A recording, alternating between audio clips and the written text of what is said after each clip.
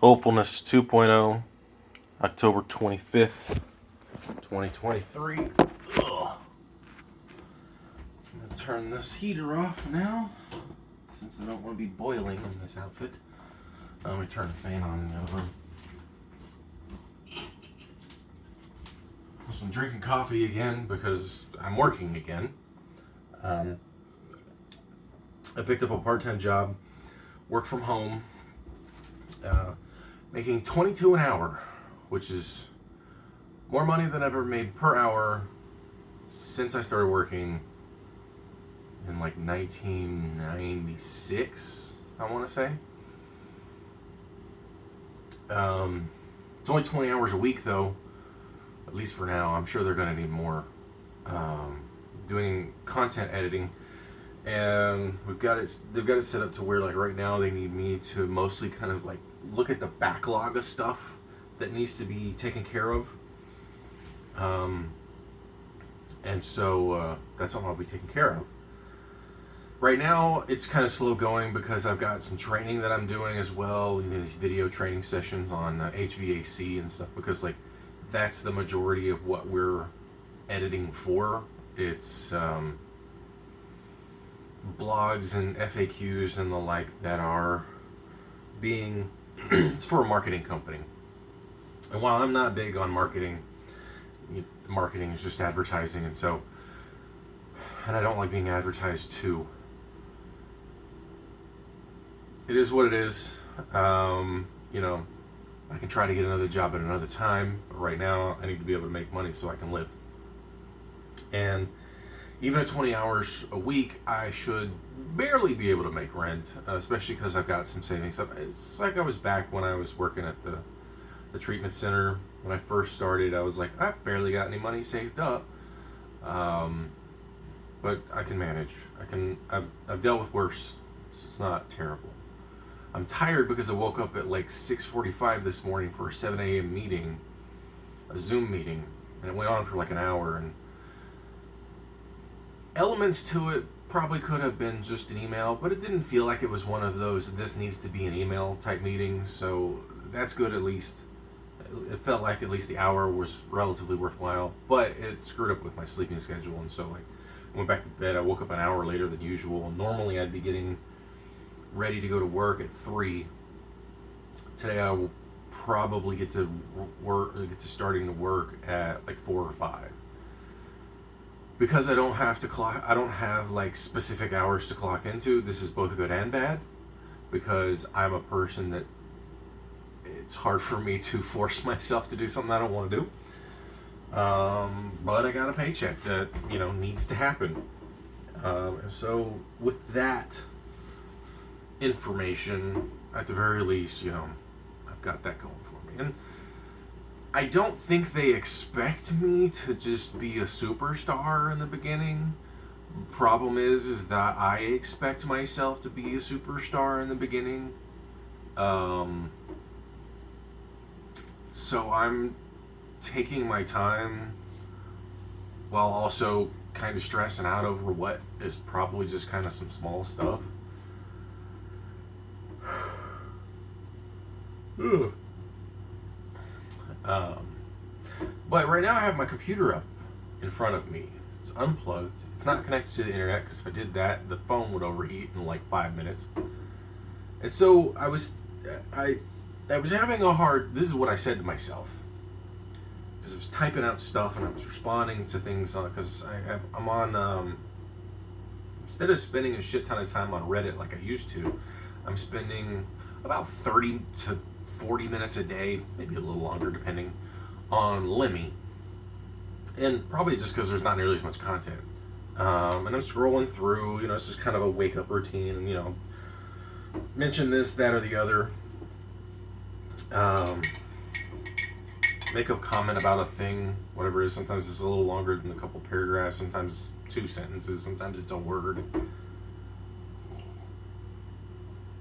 And if you have noticed, I'm not going to bring the camera down, but I had some little flaky stuff in here.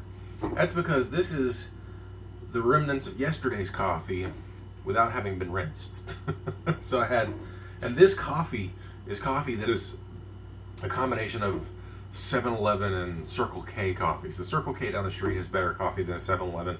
A 7-Eleven is basically just liquid smoke. I gave it 2 tries. And then I was like, I'll give the Circle K 2 tries. I'm like, both of these suck. The Circle K sucks less. The only way they're even palatable is if I dump a ton of sugar and milk into them, cream. So like, what's the fucking point of spending, and the Circle K one is cheaper by like 50 cents for, I think, a little bit less, like maybe 3 ounces or 4 ounces, something like that, which I'm sure adds up, but it doesn't matter. It's like, I'm not going to go back. I mean, I went to the store, unfortunately bought some fucking pods, because they don't show the pods on the fucking, I'll show you. Like, how the hell are you going to have this shit and not show the goddamn pod? I don't know. But like, it's there, but it's right fucking there. Instead of like a giant fucking pod, it's not even, it's not even life-sized. This is, I'm pissed. Oh, it's recyclable, but it's fucking wasteful. And so, I'm not gonna buy, I don't have to fucking, I'll probably start buying trade coffee again. Because at least I can make that last a while. But anyway, I was on Lemmy, and I was having a hard time expressing my thoughts. And at one point I was like, I can't even word words right now. And then it got me thinking about Eminem's Rap God. And the sentence that he has is, I don't know how to make songs like that. I don't know what words to use. And I was like, that is apropos to the way that my brain is right now. But then, because the way that my brain works, I was like, what's the deal with like the super fast part of a song? Like, how hard is it for that part of the song to be sung, spoken, whatever? So I'm looking at it and I'm like, this is actually kind of pretty easy if you give yourself a moment to think about it. It's not a tongue twister. In fact, it's the opposite of a tongue twister, I'm certain of. I'm going to speak it out loud in a very robotic and not rap god type format, just to show you how relatively easy it is to say this without tripping up. So he's like, lyrics coming at you at supersonic speed. Summa lumma dooma lumma, you assuming I'm a human, what I gotta do to get it through to you. I'm superhuman, innovative, and I made a rubber so that anything you say is ricocheting off of me and it'll glue to you, and I'm devastated more than ever, demonstrating how to give a motherfucking audience a feeling like it's levitating, never fading, and I know the haters are forever waiting for the day that they can say I fell off. They'll be celebrating because I know the way you get them motivated. I make elevating music, you make elevator music. It flows in an almost sing-songy way. Tongue twisters such as, Betty Butter bought some butter, but she said the butter's bitter, so I put it in my batter. It will make my batter bitter, but a bit of better butter will make my batter better, so 'twas Betty Butter bought a bit of better butter. The reason that is a tongue twister is because you're effectively causing yourself to use the same positioning of your tongue and mouth over and over and over again. It's one of the reasons why you use them as a form of exercise, just like you use, curls or bench presses or farmer's carries, whatever. You're trying to utilize those muscles and activate them more frequently so that when it's time to do anything that you're doing, speaking, obviously, in this case, it's easier. It's the same reason you work out in the first place, is so that everyday life is easier. You do the harder stuff at the workout, so the rest of the day is easier, unless it's leg day, and then you're just miserable for 2 days. And then you just keep doing that forever until you die. But no, like, that's the interesting fact about that sort of supersonic speed segment, 4 S's, of Rap God, is that it's actually not hard. Now, I'm sure writing the lyrics was the hard part, and then saying them super fast was also another hard part, because if I just jump into it right now, it would be difficult for me. But as you know, like, the only reason I kind of tripped up is because I just needed to take breaths, or I was just reading too fast. It wasn't because the words tripped me up. It was because physiology tripped me up, which I guess you could say is what tongue twisters do. But I didn't have nearly the kind of problem. Now, I could do it the other way. Let's find a different one. Okay, you know what one of the hardest tongue twisters is? Especially to say multiple times. 2 words. Toy boat. Toy boat. Toy boat. Toy boat. Toy boat. I'm doing it slowly and I'm already starting to stutter. Now, if you try to say it faster, let's go toy boat, toy boat, toy boat, toy boat, toy boat, toy boat, toy boat. And I wasn't getting in my head or anything. I was just trying to speed up a little bit, and I was using, my own sort of attempt at a metronome to make it work, and I fucking trip up. Because the T doesn't start, the toy goes forward and back really fast. And you start kind of in the middle. Whereas thin starts at the front. Snap.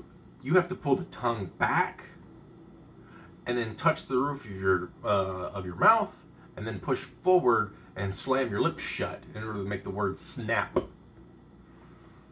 And you have to use a lot of your mouth. So the thing is that tongue twisters don't just make you use the same actions multiple times. They often make you use multiple actions at the same time, or at least in quick succession.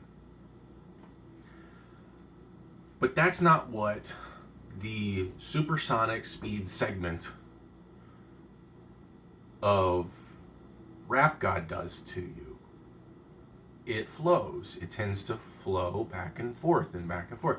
There's a couple of moments where he's like, and also, I didn't do what he does in the song. What I gotta do to get it through to you, I'm superhuman, innovative, and I made a rubber so that anything you say is ricocheting off of me and it'll go to you. But here's what he does in the song. Innovative, and I'm rubber so that anything you say is ricocheting off of me and it'll glue to you, and I'm devastated. There's that long and. I didn't say it the way that he does. But then, because it's overlapped, like there's audio editing involved in that as well, which is also why it's difficult to do anything that a rapper can do in a song, is because there's audio.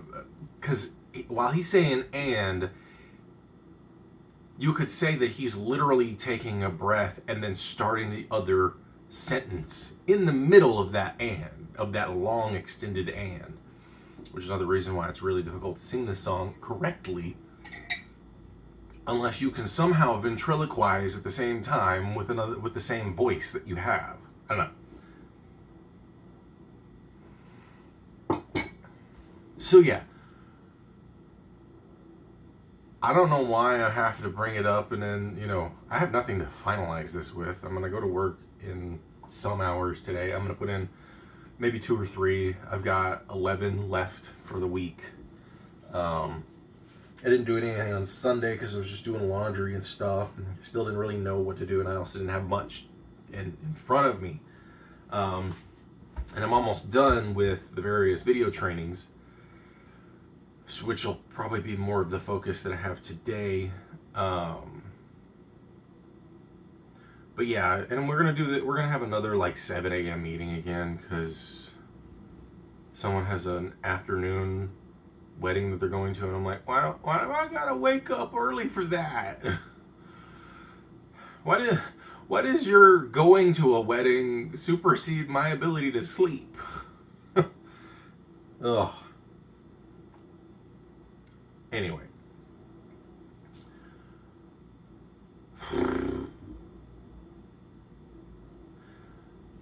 Because in our world, we don't care about sleep in business. Sleep is for the weak, as they say. The rest is for the wicked. You'll sleep when you're dead. Blah, blah, blah. Weird sayings like that. But I'm gonna put in my hours however I've got to, and it'll count towards some of my hours anyway. So that'll be less work, literal work anyway. But since I'm part-time, I'm not gonna get paid for minimum, because if you're a full-time employer and you're expected to show up at a certain time, and then you are effectively booted off. You in California, there's 4-hour minimum for full-time workers. I'm pretty sure there's a 2-hour minimum for most others. But I was having a hard time finding it because I was tired and whatnot. But also, like, constantly, I was like, hey, I need to get a credit card so that I can put my phone bill on it every month and then just pay that off every month so I can build credit, even though I really don't want to do that. It's about the only way I'm going to be able to build credit right now. So what you do, to whoever's watching this, which is usually nobody, if you want to build good credit and you don't have a lot of money, and you definitely do not want to hold on to debt and accrue interest, what you're supposed to do is you're supposed to buy things on the card and then pay that off before the end of the month. Before the interest accumulates or would otherwise accumulate. So that shows that you can manage that amount that they have for you. If you hold on to a balance and you allow or interest to accumulate, you will fuck yourself over.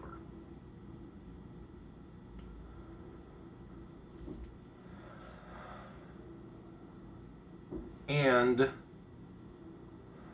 there's a lot of promo cards out there that are like really nice and awesome. Oh, no interest for the first year and blah, blah, blah. Like, bitch. Because then those cards end up with like 20% interest or some stupid shit after the fact.